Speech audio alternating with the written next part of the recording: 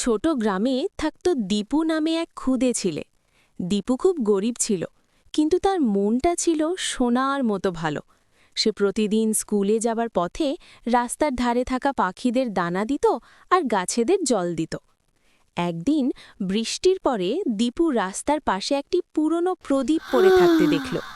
সে প্রদীপটা তুলে পরিষ্কার করতেই হঠাৎ করে ঝিলমিল আলো বেরিয়ে এলো। প্রদীপের ভেতর থেকে এক ছোট জিন বেরিয়ে বলল, আমি জাদুর জিন, তুমি চাইলে 3টি ইচ্ছে পূরণ করতে পারি।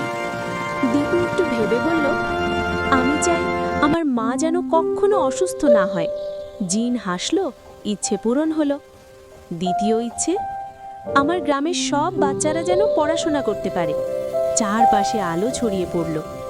তৃতীয় ইচ্ছে বলো। দীপু মাথা নিচু করে বলল, আমার কিছুই চাই না, আমি যা পেয়েছি তাতেই খুশি। জিন অবাক হয়ে বলল, তোমার মনটাই সবচেয়ে বড় জাদু। বলেই জিন মিলিয়ে গেল। সেদিন থেকে দীপুর গ্রাম হয়ে উঠল সুখের গ্রাম, আর দীপু সবার প্রিয় বন্ধু।